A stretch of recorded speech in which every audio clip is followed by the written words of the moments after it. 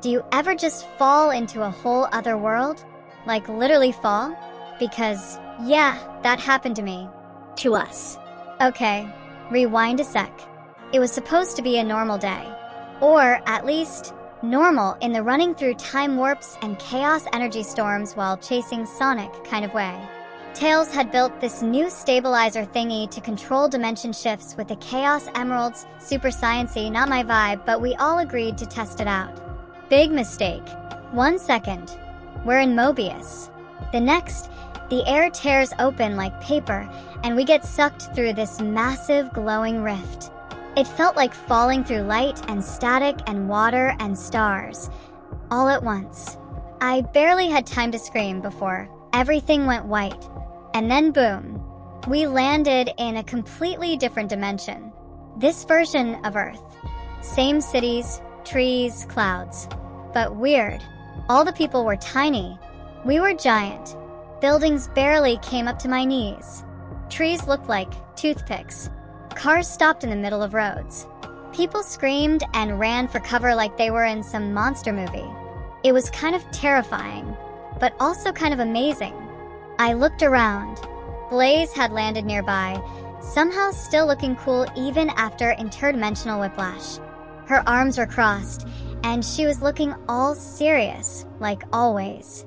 Rouge stood up, totally unfazed, dusting herself off. Mirth? Not my Earth, but I'll take it. Do they have diamonds here? Cream floated down with cheese, all worried, saying stuff like, "Oh dear, we didn't mean to scare you all. I hope the people are okay." Tikal appeared last, glowing like always, eyes scanning the sky like she already knew something was off. The rift hasn't closed. This world is unstable. And me? I was standing in the middle of a football stadium I crushed by accident. So, yeah, great first impression. We tried not to move too much. Everything here felt so breakable. Rouge didn't care, obviously. She was walking through city blocks like they were nothing. Come on, Amy, try not to step on anything important. Or do. Up to you. Blaze wasn't smiling, but she never does. The humans are frightened. We need to show them we're not a threat. She knelt down and started putting out a fire with her bare hands. Or, well, hot hands. People started filming her on their phones. They couldn't decide whether to run or post it on TikTok. Cream tried to calm the panicking crowd. She was all, "Please don't be scared. We're friendly, I promise." She was waving sweetly at everyone and gently lifting cars out of traffic jams like it was just Tuesday. Tikal floated above a mountain range, silently scanning the atmosphere. The balance here is fragile. We must be careful not to tip it further. Meanwhile, I was still just processing everything. I mean, I'd been through a lot. Robots, explosions, Sonic-related heartbreak, but this? I felt huge. Not just in size, but like in existence. Every step I took shook the ground. The humans probably thought we were monsters. Or maybe they thought we were gods. Or maybe both. News helicopters were there, and people were taking cover in underground tunnels. It was kind of heartbreaking. We were trying to help, but we didn't know how to exist here without breaking everything. So we stayed back. We found this quiet field just outside a city. It was sort of a don't crush the suburbs buffer zone. We'd meet there every evening, talk about the plan, which we didn't really have, and just wait for something to tell us what to do next. That's when I saw him. The boy on the hill. It was the third day after we landed when I first really saw him. I'd been going to the same spot each day, this quiet hill that overlooked the city. It wasn't big, just this patch of green with a broken fence, and a view of the skyline that made me feel calm when alone with my thoughts. The other girls weren't far, but we all kind of gave each other space. I needed mine. I was laying on my side, my head resting on my arm, watching the clouds. You'd think clouds would look smaller when you're huge, right? Nope. They still looked massive. Funny how scale doesn't matter when you're overthinking everything. That's when I noticed someone standing on the hill by themselves. He was a tiny human, no bigger than a blade of grass to me. And he was waving at me? I blinked to clear my eyes, and he was indeed waving at me. And I don't know what got into me, but I smiled and waved back. The next day, he came back. And the next. Same spot. Same smile. And all he did was wave at me. At first, we didn't talk. We just watched each other from afar. Eventually, I realized he was talking to me. I just couldn't hear the words. Not at first, anyway, but I could tell he was trying. There was a way that he looked at me that really pulled me in, like he didn't even care that I was 30 stories tall. Eventually, I crouched lower, so my face was just above the hilltop. That's when I heard his voice for the first time. "Hi, Amy." He said my name like he saw right through me. Not like I was some weird giant monster. Just me. His name was Orson. I liked that he wasn't loud or cocky. He was soft-spoken, kind of dorky and thoughtful. He told me he used to sketch me as a kid, and that he didn't think I was scary, just misunderstood. I don't know how to explain it, but talking to him made everything inside me slow down. Like, my thoughts stopped spinning in circles in my head for once. He didn't treat me like a monster, but he didn't treat me like a hero either. He treated me like someone he wanted to know. We sat like that for days. He'd bring snacks and sit in his lap on the hill, and I'd lay on my stomach with my chin in my hands, just listening to him talk about life and his weird dreams. He would talk about the way people didn't understand him, the way he sometimes felt like he didn't belong. I remember one afternoon, he went quiet all of a sudden, so I looked down and asked, "You okay?" He looked down, fiddling with his sleeve, then looked back up at me. "I have this dream, well, kind of a fantasy. I've had it since I was a kid, but I never told anyone because, I don't know, it's weird." I just blinked at him.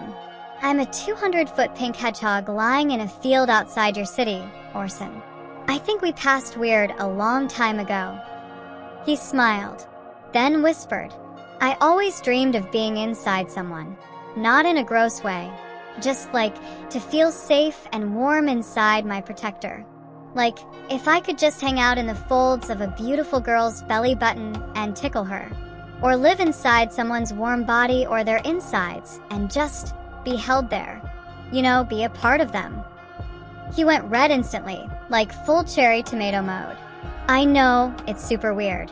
You probably think but I didn't think it was weird. I thought it was kind of sexy, how he was so vulnerable with me. It made me want to give him his fantasy and everything else he wanted out of life. And so I looked at him and I said, I want to give that to you, because I felt like I really understood him and his feelings. I've spent my whole life chasing someone who never really wanted me. And now, here was someone who wasn't asking for attention or admiration. He was asking to feel what I wanted to feel. He was asking to belong to someone. And I wanted someone to belong to me, too. That night, I sat alone in the field, watching the stars while the city blinked beneath me. Tikal floated nearby like usual. Asked her if chaos energy could shrink someone safely. Love reshapes the rules of space and time. If it's meant, it can happen, she replied. And it was meant to happen. I could feel it. So I made my choice. I'd let Orson into me. I got excited about the possibility, but I waited until sunset. I love when the sky turns this mix of orange and purple that made everything feel softer. Orson stood on his hill like always, staring up at me like I wasn't 30 stories tall. I looked down at him and picked him up gently in the palm of my hand. I could feel how small he was, but I didn't feel like I was holding a small thing. I felt like I was holding something important. Something I didn't want to lose, so I had to be careful with it. Like something I wanted to protect. Are you sure? I asked, my voice quiet, almost scared of how big it sounded to him. He nodded. Yeah, I want to be inside of you. That one sentence hit deeper than I expected. So I laid back in the soft grass, just far enough from the city, and slowly pulled up my hoodie and shirt a little, exposing my belly button to him. The wind brushed across my skin, and for a second, I shivered. I could see Orson staring up at my belly button with a big grin on his face, and his eyes opened wide in awe. And so I pulled up my hoodie and shirt a little more, exposing my whole belly to him this time. Thank God I was wearing a bra, because I am positive he could probably see all the way up my shirt at that point. But it felt nice to be stared at by someone who wanted to be inside me so badly. I don't think I'd ever felt so open, so seen. My body was yearning to make his fantasy come alive. My belly button sat in the center of my stomach, a small inward spiral ready to be exposed to the right person. It wasn't super deep or anything, but I'm sure Orson would love it either way. I lowered Orson down to my stomach. His tiny feet pressed into my skin, and I felt it. My whole body tingled. I placed my head over my groin for a moment, as I waited for the quivers to stop before finally proceeding to let him inside of me. He walked right up to the edge of my navel, looked up through my shirt between my chest and into my eyes one last time, then slowly climbed inside. And I let out a breath I didn't know I'd been holding. He disappeared inside me just like that. It tickled me in ways I had never expected. I felt this rush of emotion and pleasure that I had been yearning for so long now. It felt so good to finally have someone make me feel the way I wanted to make them feel. To feel like they belong. To make them feel good. His entrance into my belly button felt like a feather under my skin that kept increasing in pressure the deeper he went inside. My body, because of the chaos energy, reacted gently, slowly reshaping to let him in. My blood started rushing to the lower half of my body, and guts were getting all tight with nervousness. I wanted to make sure he was okay. It felt nice giving access to him to a place that only he could enter. Like we now share this little secret. It was hot. This was a world we created between us. I felt him move deeper into me like we were connected through invisible threads. Orson told me later how it looked to him. A soft hallway of light, curved and warm just like he imagined. He could feel my energy and rhythmic motion every time I moved my body. He started to feel safe. My belly button had become a kind of gateway that led to the core of my being. And so he kept walking. The farther in he went, the warmer it got. And he loved every second of being inside of me. The tunnels twisted, and he told me it felt like maneuvering through a maze. The floor beneath his feet was firm but springy, like a bouncy house. Sometimes he would jump up and down, and it would tickle me enough to make me laugh. He did it so often he knew right where my buttons were. One day, he made it down to my groin area and started jumping up and down really fast. It surprised me because I was out walking in the middle of the day with other people around. And he just started jumping so fast, I had to hold on to a building to contain myself. He sent so many shockwaves throughout my body, I almost felt like I was going to fall over in excitement. As soon as I thought the quivers were stopping, he did it again, only faster, jumping up and down again inside. Right as I would try to start walking again, I had to stop and brace myself on another skyscraper. He would laugh sometimes, knowing that he knew just what to do to make me feel good. Sometimes I would feel embarrassed when all the townspeople would look up at me. But at the same time, I wasn't going to tell him to stop.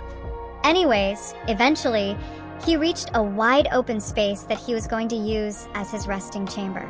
The walls curved up like a dome to support his back while he slept, so he stayed there to sleep. Just like that, he made a little home right inside me. I put my hands over my stomach and gave my belly a nice pat with both hands. I loved feeling him nestled in me. It felt so intimate with him being there. As he was sleeping, I whispered down to him, "I've spent so much time chasing after love, and it got my nowhere. But with you, I don't have to chase anything. You're already home. You're already with me no matter where I go. It's so nice." I didn't need to go searching for someone to love me back anymore. I was holding love inside me, and he was holding me in return. But I knew the peace couldn't last. I mean, part of me hoped it would. Me lying in a sunlit field, Orson curled up safely inside me, the other girls keeping watch nearby. We had this strange, sweet routine. I'd whisper quietly so he could feel it through my body. He'd tap gently on the inner walls of my belly when he wanted me to know he was okay. It was nice to check in on each other like that. But nothing stays safe forever. It started with a chill. Then I heard Blaze shout from across the valley, "Something's coming." And she wasn't wrong. The air tore open again, a second rift, a much darker one. This dark black glitching thing slipped through, dragging hateful shadows behind it. It didn't even have a face. It was just hungry and empty inside. It fed off energy, life force, and color. Tikal called it the Null Maw, and even she looked scared. "The thing that devours light," she whispered. We all rushed to stop it. Rouge flew high, claws glowing. Blaze summoned a wave of fire so hot it turned the air white. Cream and Cheese guided evac routes while Tikal tried to stabilize the rift. But the Maw wasn't aiming for the city. It was coming for me. I felt it in my core. Orson did too. A sharp spike of cold that shot down into my center. My chaos energy flared. I dropped to my knees, clutching my stomach as pain rippled through me.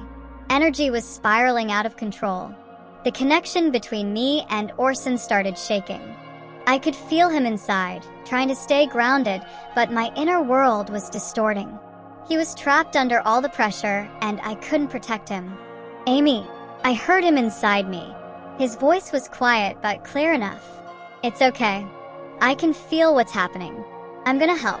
"No," I whispered, panicked. "Orson, it's not safe." But he was already moving. He told me later what it was like as he was traveling deeper into the center of my energy.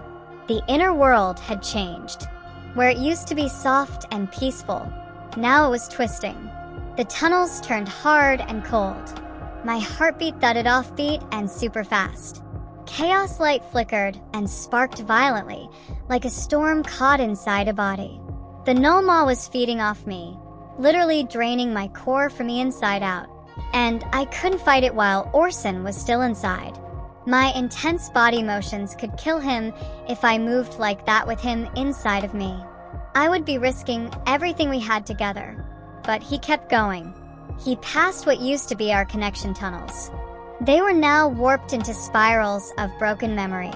Echoes of my old fears whispered around him. "You're not enough. No one stays. You're just chasing a dream." They weren't his thoughts. They were mine. Orson moved right through the storm and into the core, my chaos heart.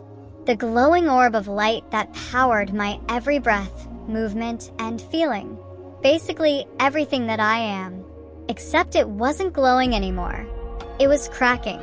The Null Maw had latched onto it like a parasite, sucking energy through the dimensional link. Every pulse made the crack spread. And then Orson touched it. I felt it instantly. This burst of warmth was like a wave moving through my body all at once. Orson's hands pressed against my energy core.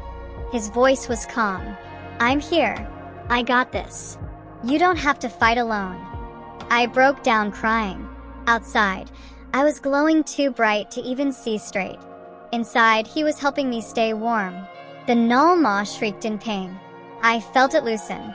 I could feel the parasite start to unravel. And then, a shockwave burst from inside me. Orson's presence ignited my core, like flipping a light switch back on after it was turned off. My body surged with light. My skin lit up with golden chaos energy. My hammer appeared in my hands without even calling it. I stood up as the Null Maw turned to face me. I raised my hammer over my head and whispered, "He's part of me, and you don't touch what's mine." I brought it down with a roar, slamming it into the creature with every ounce of love, pain, joy, and fire inside me. The blast lit the entire sky. And when the smoke cleared, the Null Maw was gone. After all the light and screaming winds and reality-ripping chaos, the silence was almost surreal. The field I'd collapsed in after the final hit was glowing in gold streaks that were slowly fading into the grass. The sky, for the first time in days, looked blue again. I was lying on my back, looking lifeless, trying to catch my breath. My hammer had vanished back into wherever it waits for me between fights. The null maw was gone, and I didn't just see it was gone. I felt it. My energy wasn't leaking anymore, and my core was healing.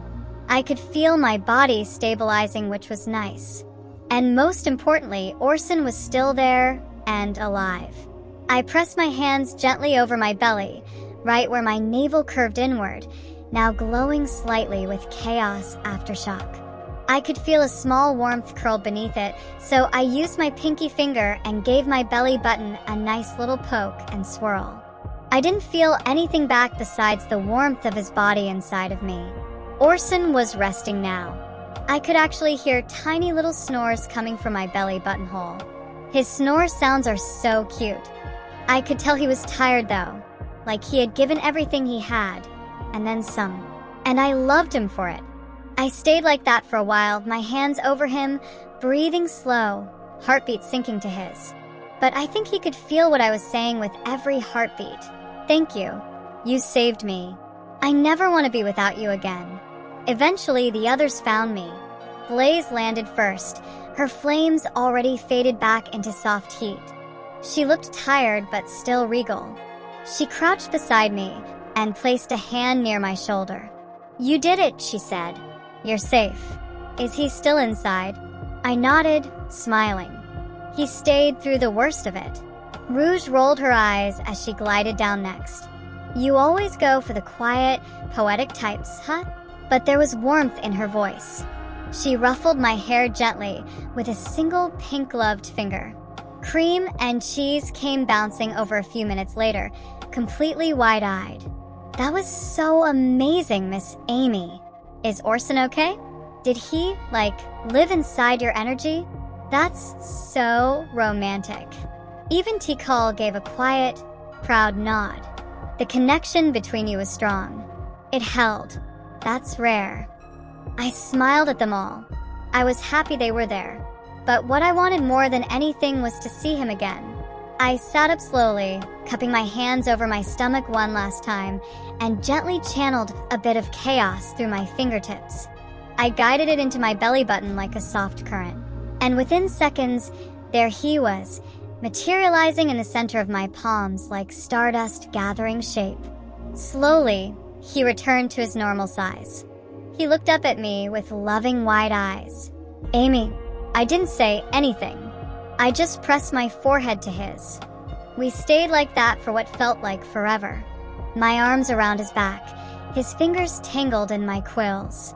I could still feel the faint chaos bond pulsing between us, even though he wasn't inside me anymore. But in a way, he still was. I'd let him in once, and now he'd never really left. Sometimes Orson still asks me, quietly, if he can go back inside. Of course, I say. It's your home too, remember? Now, Earth's a little calmer. We're still big, still strange, still not from here. But we've made it home. And sometimes, when things get loud, when I feel like I don't belong, I let Orson shrink down again, and he curls up right inside my belly button. He doesn't do it to hide. He does it to be close to me. That's what love is, right? Not flashy declarations or constant chasing. It's trusting someone enough to let them inside of you, letting someone see all of you, flaws and all, and them choosing to stay.